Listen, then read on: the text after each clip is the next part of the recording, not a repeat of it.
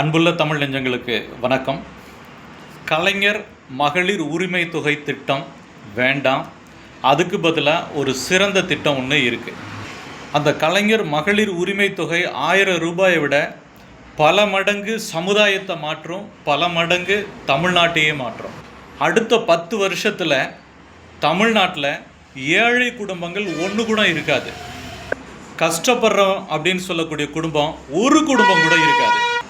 Sir, அப்படி என்ன sir திட்டம்? ஆமாங்க, கலைஞர் மகளிர் உரிமை தொகை ஒரு கிராமத்திற்கு எத்தனை குடும்பத்துக்கு தராங்க?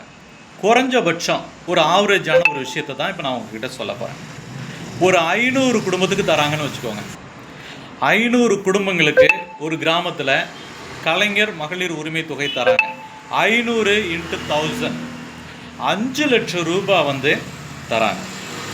ஸோ இப்போ 5 லட்சம் ரூபாய் ஒரு கிராமத்துக்கு மாதம் தராங்க. ஒரு வருஷத்துக்கு பார்த்தீங்கன்னா 12 மாதம்.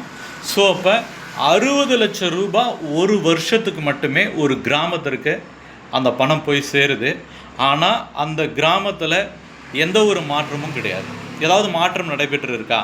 ஏதாவது வறுமை ஒழிஞ்சிருக்கா? ஏதாவது மக்கள் வளர்ச்சி அடைஞ்சிருக்காங்களா அப்படின்னா, அந்த 1000 ரூபாய் ஒரு குடும்பத்துக்கு போய் வருஷத்துக்கு 12,000 ரூபாய் அப்படிங்கிற வீதத்தில் சேரும் பொழுது அந்த இடத்துல மிகப்பெரிய மாற்றம் எதுவுமே நடக்கிறது கிடையாது. அது இல்லாமல் இப்போ நம்ம தமிழ்நாட்டில் ஆட்சிக்கு வந்திருக்கக்கூடிய அரசு, தாவேகா அரசு என்ன சொல்கிறாங்கன்னா, 2500 ரூபாய் தரேன் அப்படின்னு சொல்லியிருக்காங்க. அதை பரிசீலனை வேற பண்ணிகிட்டு இருக்கிறதா சொல்கிறாங்க. கூடிய சீக்கிரம் தருவாங்க போல் இருக்கு. சார், இப்போது 2500 × 500 இதை நம்ம கணக்கு பண்ணோன்னா 12,50,000 ரூபாய் வருது ஒரு மாதத்துக்கும். இந்த 12 லட்சத்தை ஒரு ஆளுக்கு 25,000 வீதம் சம்பளம் கொடுத்து அந்த ஊரை மாற்றணும் அப்படின்னு முயற்சி பண்ணோன்னா 50 பேருக்கு நம்ம வேலை தரலாம். எத்தனை பேருக்கு? 50 பேருக்கு நம்ம வேலை தரலாம். சார், இந்த 50 பேர்த்துக்குமே 25,000 ரூபாய் வேலையை கொடுத்து வாழ்நாள் முழுக்க கொடுக்க முடியுமா சார்னா? முடியாது. அப்புறம் என்ன பண்ண போகிறோம்? இந்த 25,000 ரூபாய் சம்பளம் 50 பேருக்கு கொடுக்குறோம். இதை வகைப்படுத்துகிறோம். எப்படி வகைப்படுத்துகிறோம்? 50 பேருக்கு வகைப்படுத்துறது, ஃபஸ்ட்டு கேட்டகரி படித்து முடிச்சுட்டு நான் கவர்மெண்ட் ஜாபுக்கு தான் சார் போவேன் அப்படிங்கிறவனுக்கு 2 வருஷத்துக்கு 25,000 ரூபாய் பணத்தை அவன் முழுக்க படிக்கிறதுக்கு மட்டுமே பயன்படுத்தக்கூடிய ஒரு வேலை திட்டத்தை உருவாக்கி, அந்த 50 பேருமே படிக்கிறாங்களான்னா 50 பேர் வேண்டாம், ஒரு 20 பேருக்கு இல்லை 25 பேருக்கு வச்சுக்கோங்க. 50-50 25% வேலைவாய்ப்புக்கு படிக்கிறவங்களுக்கும் 25% சுயதொழில் செய்வதற்கும் 2 செப்பரேட்டாக பிரிக்கிறோம். 1 அரசாங்க வேலை, 2 சுயதொழில், இன்னொன்று தொழிற்கல்வி படிச்சுட்டு தொழில் வேறு ஏதாவது கம்பெனிஸ்க்கு போகிற மாதிரியான.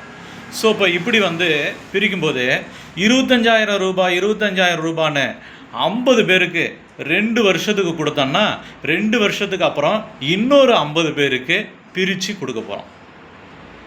அப்போ என்ன ஆகுது?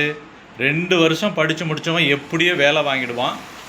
அதுக்கப்புறமேல்ட்டு 2 வருஷம் தொழில் செய்கிறவன் தாட்கோ மூலிமா லோன் வாங்கலாலும் சரி, நீட்ஸ் டிக் மூலிமா தொழில் கடை வாங்கினாலும் சரி, அவங்களுக்கு 2 வருஷம் தொழில் செய்கிறதுக்கு சப்போர்ட்டிவ் பணமாக இந்த 25,000 கொடுக்குறான். அவன் தொழில் கடன் வாங்கி அந்த கடனை அவன் அடைக்கிறாங்க, தொழில் செய்கிறாங்க, முன்னேற்றம் பண்ணுறாங்க. ஆனால் அதுக்கு இது சப்போர்ட்டு. அந்த 2 இயர்ஸ் இது. அப்போ நல்லா யோசிச்சு பாருங்கள்.